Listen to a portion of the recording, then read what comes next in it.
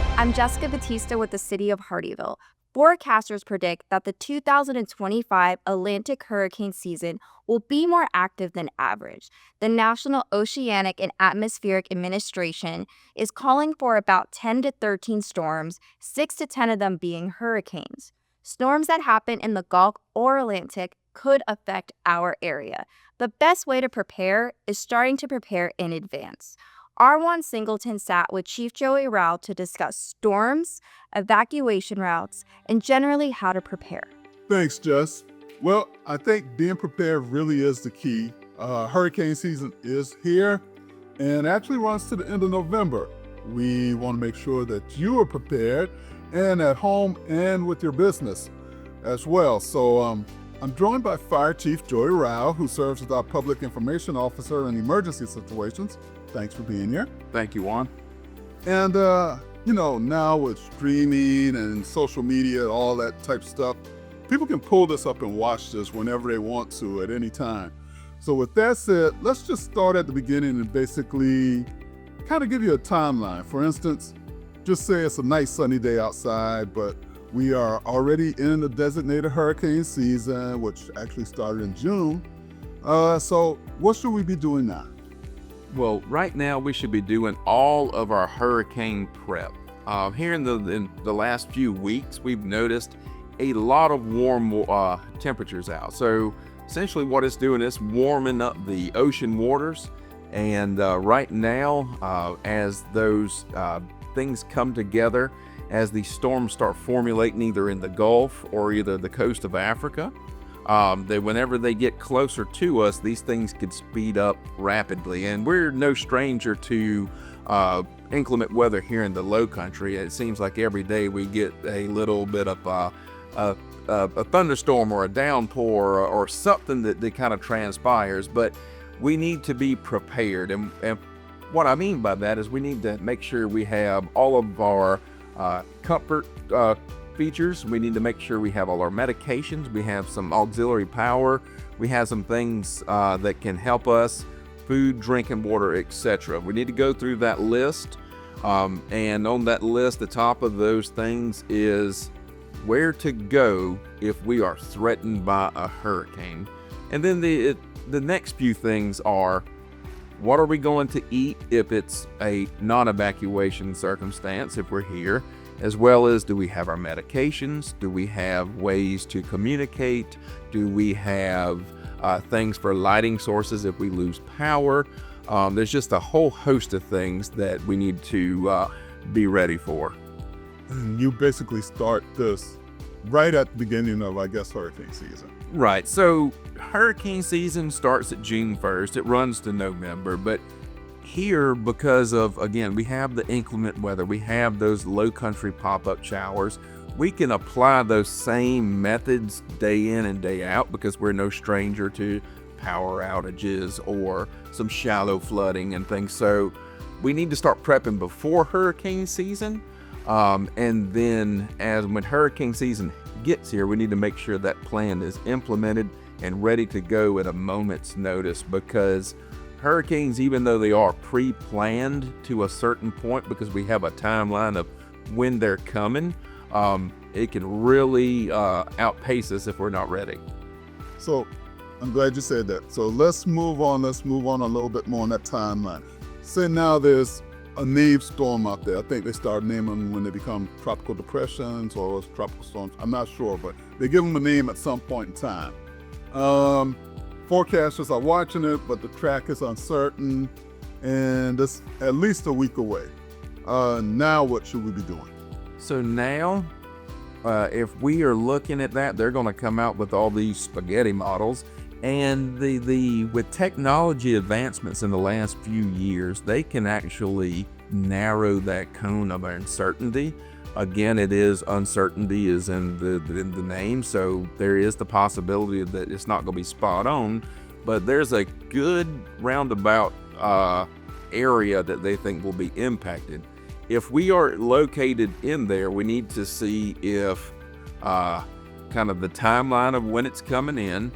Do we have an evacuation plan, or does the family have an evacuation plan. It depends on what is going on, because we want to make sure we advocate at the city level that people are safe. And if the governor says evacuate, let's get out of town, because that's the safest place to be. So evacuation plan would be number one.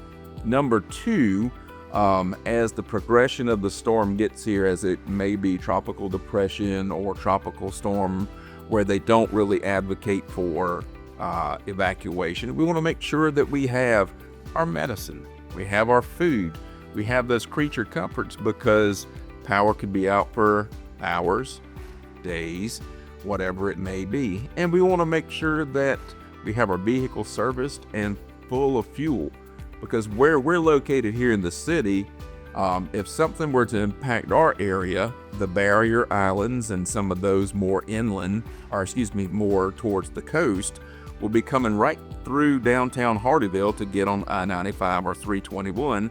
So we're competing for those same gas stations. We're competing for those same creature comforts that you may have not purchased prior to hurricane season. So we want to make sure that people are prepared. Okay, now we're at that point now where we're a few days out. The models are showing that it could really come our way, and we're a few days out. Now what do we do? What we need to do is we need to pay close attention to credible information. And what I mean by credible information, it's not your next door neighbor. It's not your friend down the street. It's not your pastor at church. We want that credible information to be coming from local sources as well as state sources that says impact is imminent. There may be an evacuation because you go into the warnings and the watches. But if impact to our area, we're going to have the governor at the time is the only person in South Carolina that can issue an evacuation. So what we encourage folks to do is, if you have the means to evacuate, even if they're saying that it's before the evacuation is given, we encourage those folks to get out, because you're going to be ahead of all of the traffic. I will tell you, in many storms that we've had in the past, traffic congestion is the biggest thing, and it's a big deterrent to folks when they do evacuate, because they will sit a 2-hour trip becomes a 10-hour trip just because of congestion. But we need to, if the storm is imminent to our area, the forecasters, the Weather Channel, State DMD is kind of tracking it that it's coming, say, to Hardeeville. We need to make sure that we have evacuation in mind. Cars are fueled. We're making those last minute preps. We're going to tell family members and others that you either maybe traveling to or where you're, and actually let them know where you're going to as well. That way, if something were to happen in the evacuation, because you will have to go through some rural South Carolina that doesn't have a lot of cell signals and things like that. So you may be off grid for a few to make sure they're kind of tracking you. Another big thing is an old school map, because if you don't have that old school map, you may not have the cell signal to tell you where you're going. So bringing a little nostalgia back with the atlases and maps, but that's another good thing to keep handy in your vehicle. I'm gonna be able to say GPS technique. Correct. Okay. One of the things I know, and look, I love social media. Everybody loves social media, but social media is the good, the bad, and the ugly. Because we're on social media. We're giving out stuff. The state has their social media pages as well, but Joe Blow has his social media too. So what we do here with the city is we have as what is known as a JIC, J-I-C, a Joint Information Center. And that is through our Municipal Emergency Operations Center and the Jasper County Emergency Operations Center, which reports back to the State Emergency Operations Center. So we have that flow of information that comes down. Credible sources of information would be the city social media outlets, as well as our TV channel and our website, as well as the county emergency management, county fire department, county sheriff's office. They're putting out exact information that comes out that everything is unified. We're putting out that same message, as well as state EMD. Now, you do have social media influencers that they're trying to get those likes. They're trying to get those views. Are they putting out things consistent like we do? Maybe, but I can't say that they are. They may have some great entertainment. They may put out some great messaging. They may be spot on, but it's not the messaging that is relevant to here, official, and credible. Okay, we're getting at that crucial point now on our timeline. 24 hours out, we're already possibly seeing some storms, some storm activity, maybe some winds, rain. Now what do we do? So if we're 24 hours from impact, hopefully folks have heeded that evacuation from the governor. And if they have not evacuated out of state or wherever they're going, or in state to somewhere away from the storm's impact, maybe they've evacuated to the shelter in Ridgeland, which is also a shelter for both Beaufort and Jasper counties' medical needs, pets, and things of that nature, to where they're safe. So you're 24 hours, you've either evacuated out of the community or you've gone to that safe shelter. There will be folks that will not evacuate. We know that. We try to stress that to them. Evacuation is safe for them, as well as it makes it easier for the emergency officials here in the city and the county, as well as the state, to do our job. But hopefully folks have left. They've got out of harm's way, so we're bracing for impact at 24 hours, because that 24 hours is going to go by very quickly.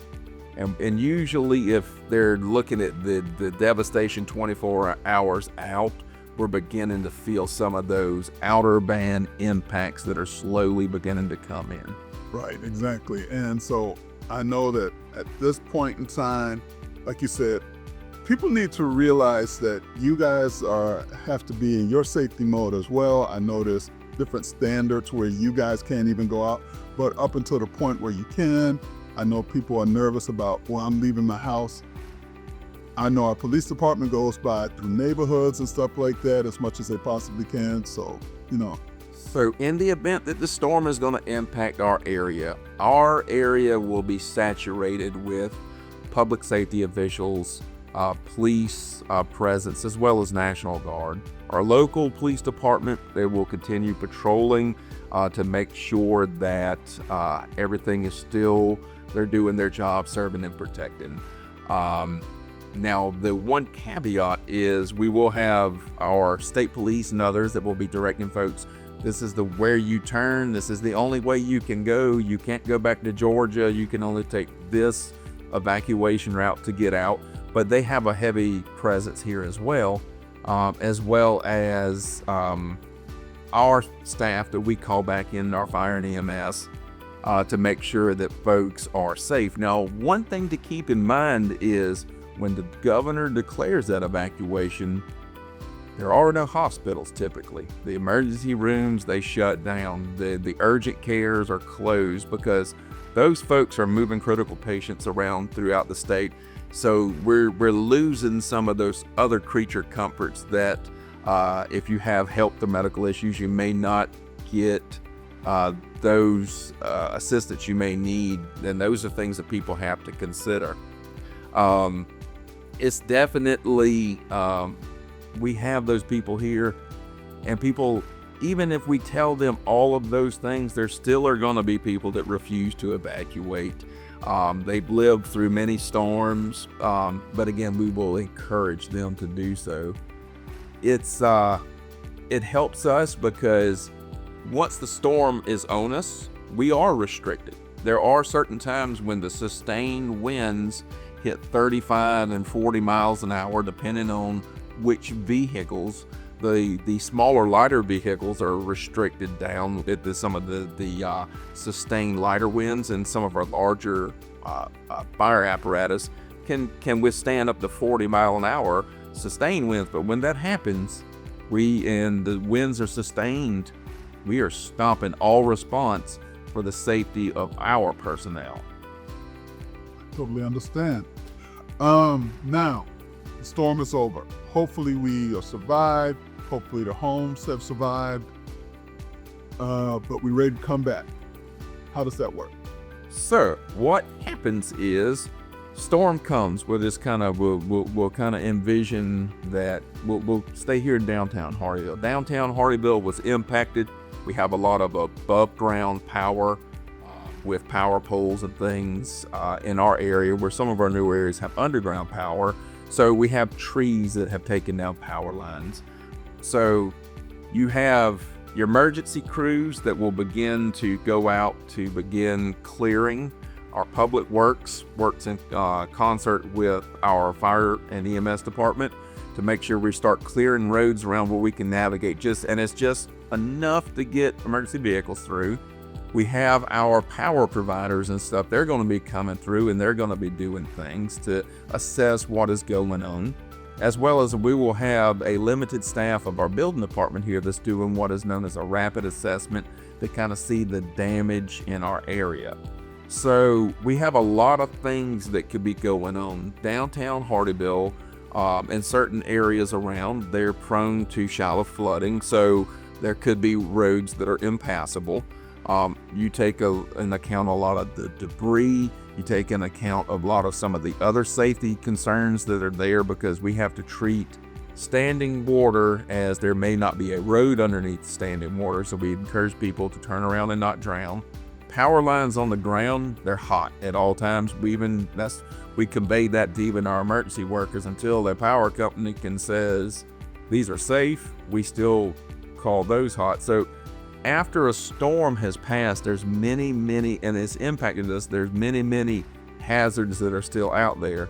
And also one thing that a lot of folks don't consider, because we're in the low country, we have a lot of insects like ants. We have a lot of wildlife that may be impacted. We have a lot of snakes, alligators, other things that may come out. So we have a lot of things in the area that we have to contend with. So usually after the storm has passed, depending on the severity, we do an assessment, we clear roads, we make sure that things are safe for our responders. Then we begin to kind of look around at structures and making sure that there will be people out, obviously, because not everybody leaves. And we're kind of taking all of those things into account. Now, the hard part is the storm has passed. Let's just say, Juan, you traveled to Greenville and the storm has passed. Well, it's sunny and nice in Greenville, but you want to come back to downtown Hardeeville. Unfortunately, the roads are impassable. There's a lot of things going on. And the big thing is, until the state and the county declares that you can come back into Jasper County, you're going to be stopped at a certain point until re-entry is allowed. And you may be stuck on the side of the road for a while. Yes, we experienced that during Hurricane Matthew. Matthew skirted over us. Some folks stayed in the area. Literally within 12 hours of Matthew being gone from our area, they were out and about looking, and they had cell signal. They called friends. Everything is nice and sunny here in Hardeeville, and we couldn't get folks back into Beaufort County, which become a backup all the way to exit 8. So, and then we had an emergency inside of an emergency. So, good, credible information, and again, that goes back to the city, the county, and the state saying X is opened up for re-entry. And that's the importance of all of our working together so we can get that word out. So we've given a lot of information, but there's a few key points I want to go back and highlight a little bit. We didn't really talk about insurance policies and taking pictures and things like that. How important is something like that? That is extremely important this time of year, and that begins before hurricane season. I encourage folks to go around their property, take pictures of your home, of those possessions, anything of significant value that you may not be evacuating with. Get the serial number, model number, have all those things documented. Get in touch with your insurance company. Make sure you have the right policies. Make sure you have all of these things in place so that you're covered during these types of events. And making sure that you know who to call afterwards. Keep those either in your phone, paperwork with you whenever you evacuate, so whenever you come back, it makes life a lot easier to get in touch with those folks as we begin to either rebuild, repair, and restore. And again, those necessities like food, medicine, all of those things are very important as well. Absolutely. Medicine's a big one because we do, in our area here, we do have a older population. We want to make sure that they have their prescriptions if they leave. So let's just say that they're not able to return within 96 hours, or it could be 120 hours, or God forbid we have a storm to where it may be 2 weeks before people are able to get back in here. They have those prescriptions to where they could get them fulfilled somewhere else at another pharmacy. But if we have those non-evacuation type storms, making sure that we have enough drinking water. A gallon of water per person per day is what is recommended to consume. But if we are out of power or potable water, you may need another gallon of water per person per day for hygiene things. Make sure that you have enough water and food that can consume you, or that can take you for 72 hours is the bare minimum. We often advocate that folks have it for several days, depending on if you have the space and the means to do so, because we could have those inclement, non-predictable weather that come through our area destroy any of our power grid or anything that could disrupt our normal day-to-day, and have those creature comforts on hand. Making sure that vehicles are serviced, ready to go. Making sure that you have, again, your policies, your prescriptions, your food, your water. Here's a big one: pets. We need to make sure that our pets are taken care of. Making sure that we have the pet food, making sure we have all of those things, and also some hygiene products and entertainment.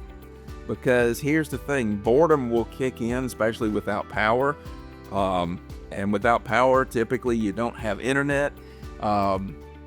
Something to read, a book, a word puzzle. And if you do lose power, we encourage folks to use some of the new LED technology with like lanterns or flashlights. We don't advocate for candles. If you have a generator, use it safely. Don't fire up your generator in your garage. We don't want those fumes to overtake us. Make sure that it's away. So it's a multifaceted thing that we have here when it comes to these. We're not immune to it here. We've been blessed with safety for many, many years in our area and had some brushings. But we have been impacted, and we have tested our public safety's abilities, and so far we've done very well with it. I don't want to wrap this up, but I know one of the main things that you talked about is the correct place to get information, because a lot of information will be floating around. The correct place to get information, and we haven't even touched on Nixle. So Nixle is a great resource. I encourage folks to use it throughout the year, not even just for hurricane season, traffic, weather, whatever it may be. The city will push out, as well as the county will push out Nixle alerts to let you know what is impacting our area. Nixle during the hurricanes, Nixle during inclement weather, Nixle during traffic congestion is an amazing tool. Sometimes it's an underutilized tool because a lot of folks don't know how to use it or don't know how to get it.